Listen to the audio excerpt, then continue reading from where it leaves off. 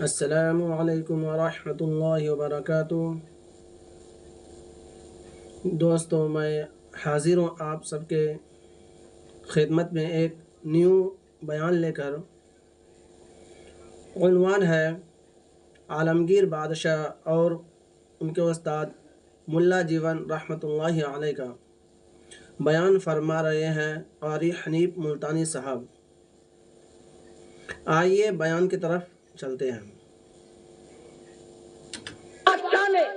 40 علماء بٹھا رکھے تھے جو فتوا لکھتے تھے، رات کو فتوے سنا کرتا تھا اور اسکال پیدا کرتا تھا۔ ملا جیون رحمت اللہ علیہ عالمگیر کا استاد ہے، انتقال کر گیا۔ میں نے اور آپ نے بھی مر جانا ہے۔ فوت ہونے سے پہلے وصیت نامہ لکھ دیا، فرماتے ہیں میری نماز جنازہ وہ آدمی پڑھائے جس کی تمام عمر میں جب سے ہوش و حواس سنبھالا ہے اس کی ایک دن بھی سفر میں، حضر میں، دکھ میں، درد میں، بیماری میں کبھی بھی کسی حال میں بھی تہجد کی نماز قضا نہ ہوئی ہو۔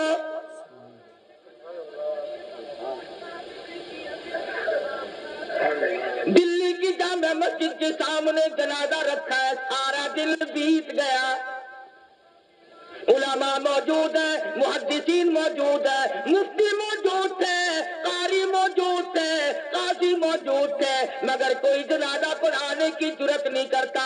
کبھی نہ کبھی دکھ میں، درد میں، شادی میں، غمی میں تہجد کی نماز چلی جاتی ہے، کوئی جرت نہیں کرتا۔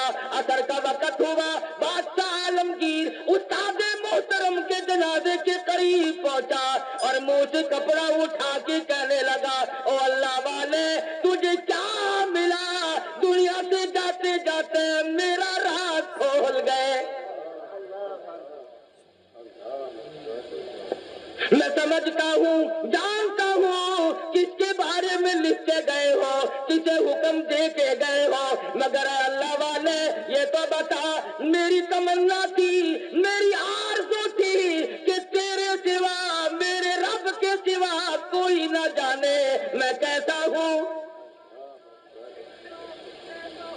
والذین یبیتون لربہم سجدا وقیاما، وہ لوگ کتنے کامیاب ہیں جن کی راتیں سجدوں اور قیام میں بیت جاتی ہے۔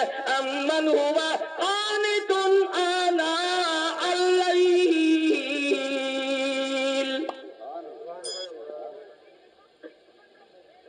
عالمگیر بادشاہ کھڑا ہو کے رو رہا ہے اور کہنے لگا، اللہ والے تجھے کیا ملا؟ دنیا میں میرا راز کھول دیا، اب میں بڑا مشکل میں ہوں، اگر میں اپنا راز بچاتا ہوں تیرا جنازہ پڑھانے والا کوئی نہیں، تیرا جنازہ پڑھاتا ہوں تو میرا راز نہیں بچتا۔ اللہ والے میں مصیبت میں آ گیا ہوں، میری تو بڑی تمنا تھی میرے رب کے سوا کوئی نہ جانتا میں کیسا ہوں۔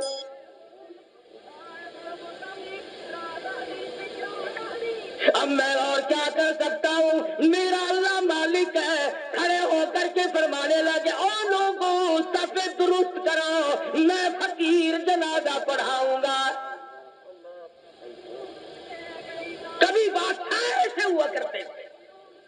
آج لوگوں چودھریوں کی اولاد قرآن نہیں پڑھتی، آڑتیوں کی اولاد قرآن نہیں پڑھتی، شیخوں کی اولاد قرآن نہیں پڑھتی، ملکوں کی اولاد قرآن نہیں پڑھتی، خانوں کی اولاد قرآن نہیں پڑھتی، تھانے دار کی اولاد قرآن نہیں پڑھتی، اے سی کی اولاد قرآن نہیں پڑھتی، تحصیلدار کی اولاد قرآن نہیں پڑھتی، اس لیے کہ اس کو کوئی مقدس کتاب نہیں مانتا۔ Facebook is a great place to connect with the people around you, but that doesn't mean sharing your ساری عمر میں چودھری نے کبھی بنگلے میں، کوٹھی میں، مکان میں، دکان میں قرآن کو داخل نہیں ہونے دیا۔ ہر چیز مکان میں آئے گی، دنیا دار آئیں گے، چھوٹے بڑے، امیر و غریب بنگلے میں، ڈیرے میں آئیں گے جائیں گے، مگر اللہ کے قرآن کے لیے داخلہ بند ہے۔ جب تک چودھری مرے گا نہیں قرآن کا داخلہ بند، جب تک شیخ مرے گا نہیں قرآن کریم کا داخلہ بند، جب تک ملک اور خان مرے گا نہیں اس وقت تک قرآن کریم کا داخلہ بند۔ جب مر جائے فوراً داخلہ کھلتا ہے۔ اس مسجد کے مولوی کو بھی بلا کے لاؤ، اس مسجد کے مولوی کو بھی بلا کے لاؤ، ادھر کے طالب علم بھی بلاؤ، ادھر کے طالب علم بھی بلاؤ، چاروں طرف بیٹھے ہیں، قرآن مجید کی تلاوت ہو رہی ہے، مرنے والے کا بیٹا بیچ میں کھڑا ہوتا ہے اور کہتا ہے مولانا او قاری صاحب آج تو اتنا قرآن پڑھو، آج تو اتنا قرآن پڑھو، آج تو اتنا قرآن پڑھو، میرے ابا مرحوم کو بہشت میں ٹھوک کے جانا۔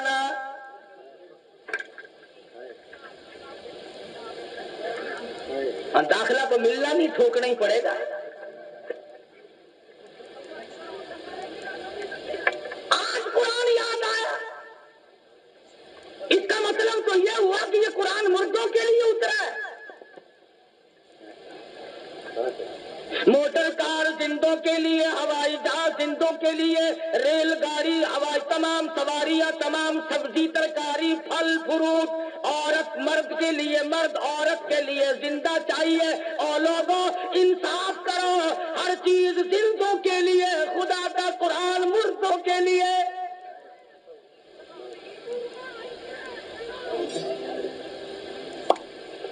پڑھنا چاہیے جی، بڑا سوال ہے جی، بڑا سوال ہے جی، جتنا قرآن پڑھ سو خبر ہے۔ عقل نہیں رہتی آدمی میں بات کرنے کی۔ اب یہی وجہ ہے نا عقل ٹھکانے نہیں۔ جو کہ یہ جو مولوی ہے نا، مولویوں نے بیڑا گرک کر دیا۔ کیسے بیڑا گرک کر دیا مولویوں نے؟ ہم نے کیا اپنا کیا، تمہارا تو نہیں کیا۔ جو آدمی 8 دن ختم دلایا کرتا تھا ہم سال میں بھی نہیں دلواتا، یہ ہمارا نقصان نہیں؟ جو پہلے 7 مٹھائی پہ ختم دلوایا کرتا تھا اب گڑ کے چاولوں پہ ختم دلواتا ہے، ہمارا نقصان نہیں؟ پہلے قورمے پہ ختم آیا کرتا تھا اب آلو شریف پہ ختم آنے لگا ہے۔ نہ تمہیں گیس پیدا کرتے آلو، مردوں کو نہیں کریں گے۔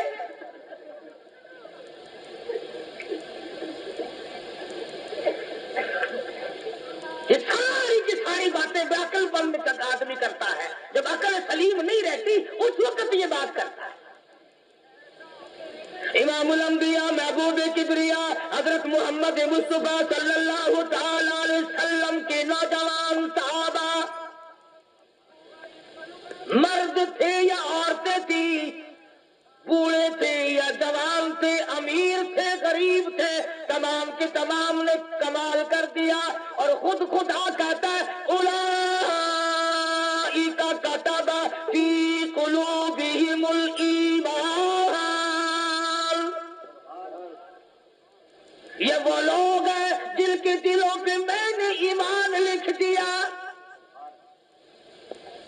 اور فرمایا والانصار الذین اتبعوہم بإحسان رضی اللہ عنہم ورضوا عنہ، یہ مہاجرین، یہ انصار، یہ ابو بکر، یہ فاروق، یہ عثمان ذی النورین، یہ علی مرتضی، یہ تمام کے تمام صحابہ کرام، اللہ فرماتے ہیں ان کی بات نہ کرو، اپنی کرو، میرا فیصلہ سن لو، رضی اللہ عنہم ورضوا عنہ، میں ان سے راضی، یہ مجھ سے راضی، تم بیچ میں بھونکنے والے کون ہو؟ تم کون ہو؟ تمہیں کیا مطلب ہے؟ ان کا دیکھو نا جی، فاروق اعظم نے، صدیق اکبر نے خلافت پہ قبضہ کر لیا، پھر تو اور تیرے باپ دادا اس وقت کیوں نہیں بولے؟ اس وقت کیوں نہیں بولے؟ اگر دم تھا، اگر غم تھا، جرأت تھی، اس وقت کیوں نہیں بولے؟ 1400 سال کے بعد مسائل یاد آئے ہیں، نماز سے جان چھڑانے کے لیے، روزے سے جان چھڑانے کے لیے، باقی دین کے احکام سے جان چھڑانے کے لیے صحابہ کرام کا تعداد اور کوئی ہو، میں تمام के तमाम को कहता हूँ, या वो लोग हो जो सहाबा किराम को मेयार हक नहीं मानते, या वो लोग हो जो सहाबा किराम को बदजानत कहते हैं, या वो लोग हो जो सहाबा किराम को बकवास करते हैं, हम तमाम के तमाम को दलील और खार समझते हैं। तुम उनका क्या बिगाड़ोगे जिनका सरदार काली कमली वाला हो? तुम उनका क्या बिगाड़ोगे जिनका वाली मोहम्मद मुस्तफा हो? तुम उनका क्या बिगाड़ोगे जिनका दामाद काली कमली वाला हो? तुम उनका क्या बिगाड़ोगे जिनका ससुर मोहम्मद मुस्तफा हो? तुम दुनिया में नहीं ढूंढते फिरते, जो जज आता है उसका बाड़ा पठारा निकालते हो, पता लगाओ ये है किसको ना, केड़े इलाके दे रहने वाला, फिर कोई मामे नू घसीट के लियांदा है, कोई फूफी नू फड़ के लियांदा है। तुम ताल्लुकात तलाश करते हो।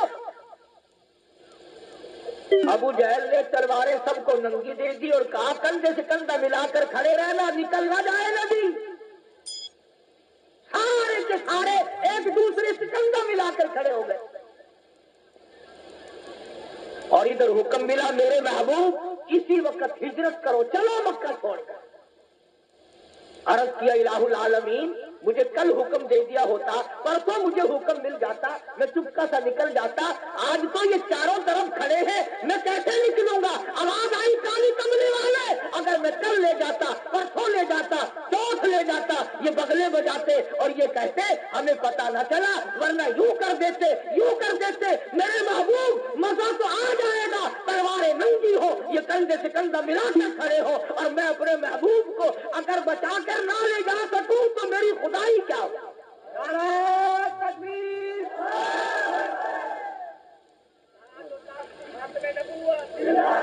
पता न चला, वरना यूं कर देते, यूं कर देते। मेरे महबूब मजा तो आ जाएगा, तलवारें नंगी हो, ये कंधे से कंधा मिलाकर खड़े हो, और मैं अपने महबूब को अगर बचा कर ना ले जा सकूं तो मेरी खुदाई क्या हो?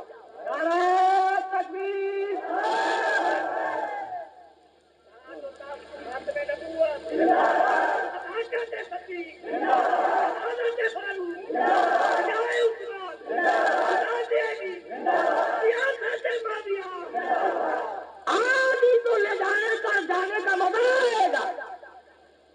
इलाही निकलो कैसे? फरमाया मुट्ठी भरकर मिट्टी की इनकी तरफ फेंक दो। इलाही मैं किस किस की तरफ फेंकूं? फरमाया एक तरफ फेंक दो, हवा मेरी गुलाम है। चारों तरफ खड़े होने वाले नौजवानों की आंखों में मुझे अपनी किबरियाई की कसम सुरमा मैं डाल दूंगा।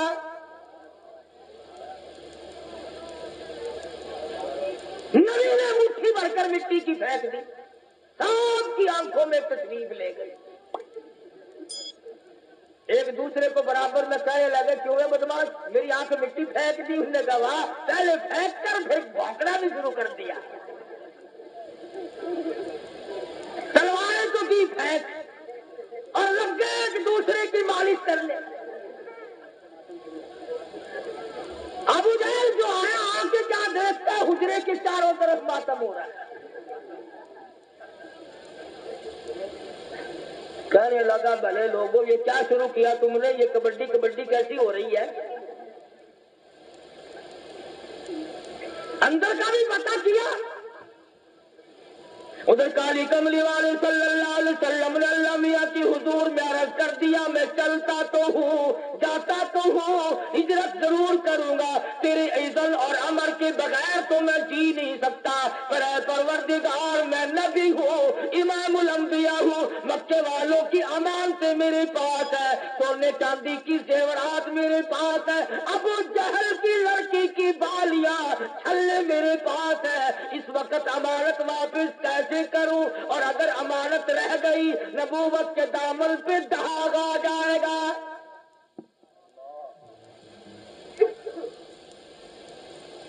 अमानत वापस ना हुई तो नबूवत के दामन पे दाग आ जाएगा।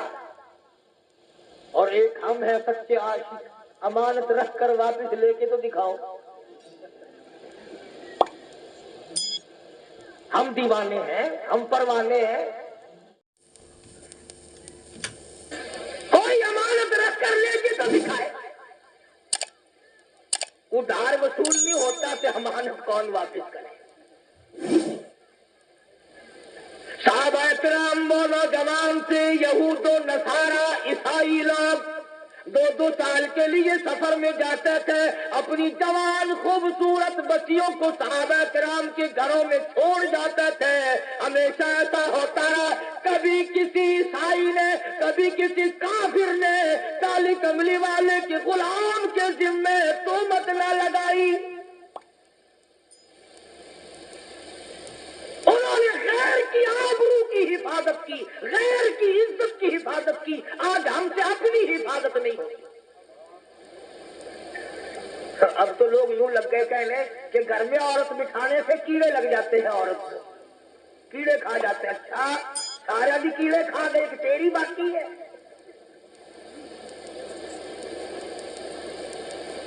اب تو بڑی لے دے ہو رہی ہے کہ عورت یوں ہے، عورت بڑی شے ہے، عورت بڑی یوں ہے۔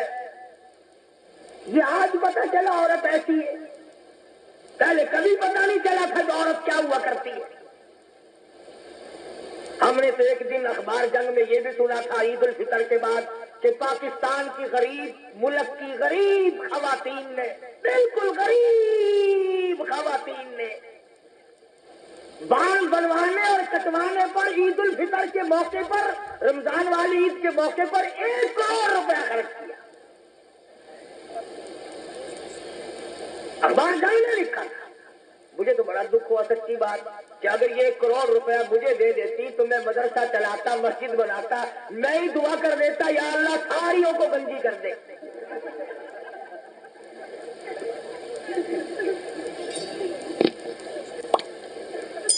پر میری دعا کی یہ قائل نہیں۔ اور اخبار میں لکھا تھا کہ اتنا رش پڑا کہ راستوں کو لائن لگی رہی، اور لائن میں جہاں لڑکیاں تھیں، 9 عمر چھوکریاں تھیں، اخبار میں یہ بھی لکھا تھا کہ نانی اماں اور دادی اماں بھی لگی ہوئی تھی۔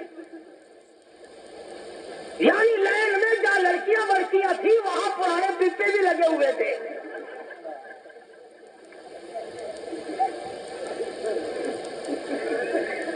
ایمانداری سے بتلاؤ، جب پرانے پپوں کا ملک میں حال یہ ہو پھر ہم کیا کریں؟ تحریر دیکھیے اور الزام مانگی کو بس بھی یہ جڑے ملا ہے نا، یہ گھن کے بیٹھتا ہے کیا بات کہنے والا کبھی نہیں ہٹا کرتا۔ دنیا میں ہمیشہ ایسے ایسے لوگ آئے جنہوں نے سچ بات کہی اور مصیبت اٹھائی۔ جاؤ ہندوستان سن 57 کی جنگ آزادی کی تاریخ پڑھو، دلی کے بازار میں 3-3 ہزار علماء دین کو لٹا کر انجن روڑی کوٹنے والے اوپر سے چڑھا دیے گئے، اور ایسا نہیں ہوا ایک کے اوپر سے گزرا دوسرا اٹھ کے بھاگا نہیں، آنکھ کھول کر آسمان کو دیکھ رہے تھے، کلمہ شہادت پڑھ رہے تھے۔ 3000 کے 3000 قیمت بن گیا، کچلے تو گئے، شہید تو ہو گئے، پر ایمان کا سودا ایک نے بھی نہ کیا۔ نعرہ تکبیر! انہیں کو کہتا ہے، انہیں کو کہتا دین لئی دکھ او چل دینے جڑ قوم چ بندے نے دلیر ہوندے، دین لئی دکھ او چل دینے جڑ قوم چ بندے نے دلیر ہوندے۔ رگڑ کھانی پڑے گی یا قرآن نہ پڑھ یا اللہ کا نام نہ لے، ورنہ مصیبتوں کے لیے تجھے تیار رہنا پڑے گا۔ کئی لوگ تانوں ملن گے اور جی ساڈے بزرگاں نوں کوئی نہیں پڑھدا، ساڈے بزرگاں نوں کوئی نہیں پڑھدا، بھلا پڑھ کے کی کرے گا؟ کیا کرے پکڑ کے؟ کتا دین لئی دکھ آ چل دینے جڑ قوم چ بندے نے دلیر ہوندے، کون پوچھدا کاواں تے گدڑا نوں کدی پنجرے باز تے شیر ہوندے۔ جو چیز پکڑنے کی ہوگی اسے ہی پکڑے گا نا۔ یوں ہی جیل خانے میں کوئی روٹیوں کا خرچ بڑھانے سے کوئی فائدہ ہے؟ یہ وہ اللہ والے تھے جنہوں نے شاملی کے میدان میں قربانی دی. یہ وہ اللہ والے ہیں. مولانا جعفر سلیسری رحمت اللہ علیہ خود لکھتے ہیں کہ میری بیوی کو گلے سے پکڑ کر انگریزوں نے باہر پھینک دیا. میری آنکھوں کے سامنے میرے بچوں کو اٹھا کر کے پھینکا. اس کے بعد بھی سیر لوہا میرے پیروں میں بیڑی بنا کر ڈال دیا جب میں چلتا تھا.